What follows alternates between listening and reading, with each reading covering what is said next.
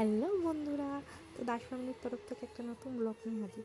তো আজকে সকালবেলা ভাবলাম একটু পাস্তা বানাই। তো শীতকাল পড়ে গেছে আপনারা জানেন, তো কিছু সবজি ঘরেই ছিল। এখন তো নতুন নতুন সবজি উঠবে আর এখন করতেও ভালো লাগে। তো দেখুন সকাল সকাল আমি একটু সবজি কেটে নিয়েছি, তো এখানে মেয়ের খাবারটা করছি। আর পাস্তার জন্য এখানে আমি একটু জল গরম করে রেখেছি, তার মধ্যে একটু তেল দিলাম যাতে হচ্ছে পাস্তাটা একটু তাড়াতাড়ি করে সেদ্ধ হয়ে যাক আর একদম নরম না হয়ে যাবে। তো এখানে আমি জলটা একটু ফুটে তেল দেওয়ার পর আমি রেফ্রিতে সাদা তেল ইউজ করেছি। তো পাস্তাটা এখানে আমি দিয়ে দিয়েছি। তো দেখুন আস্তে আস্তে পাস্তাটা সিদ্ধ হওয়ার জন্য আমি রেখে দিয়েছি কড়াইতে।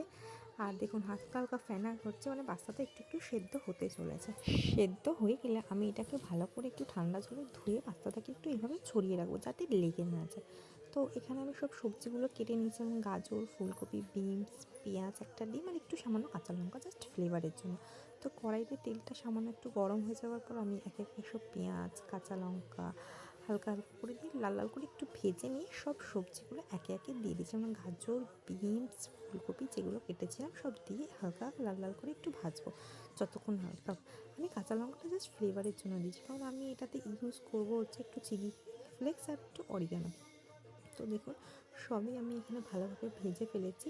তো এর মধ্যে আমি একটু হালকা জিঞ্জার একটু ঘষে দেবো, একটু সামান্য জিঞ্জার দিলে এটার ফ্লেভারটা খুব ভালো আসে আর টেস্টটাও খুব ভালো লাগে। তো এখানে আমি জিঞ্জারটা একটু দিয়ে দিয়েছি। তো আস্তে আস্তে এবার এর মধ্যে পরিমাণ মতন দেবো হচ্ছে আমি লবণ, একটু হলুদ, গোলমরিচের গুঁড়ো, সামান্য একটু চিনি।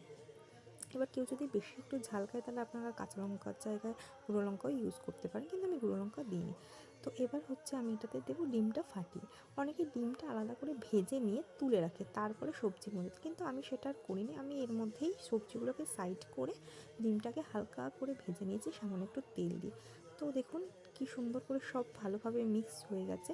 তো এটা হয়ে যাওয়ার পর আমি এর মধ্যে হচ্ছে পাস্তাগুলো অল্প অল্প করে দেবো আর একটু একটু করে মিলিয়ে নেবো, কারণ সবগুলো যদি আমি একসাথে ঢেলে দিই তাহলে নাড়তে একটু অসুবিধা হবে। তো এটাই বেটার হবে যে সব থেকে ভালো। হ্যাঁ, এখানে কিন্তু আমার আজকে বাড়িতে পাস্তার মশলাটা ছিল না, তো আমার কাছে যেটুকুনি ছিল ঘরের উপকরণ আমি তাই দিয়ে আজকে পাস্তাটা করেছি। তো মোটামুটি ভালো, ফ্লেভারটাও ভালো লাগছে।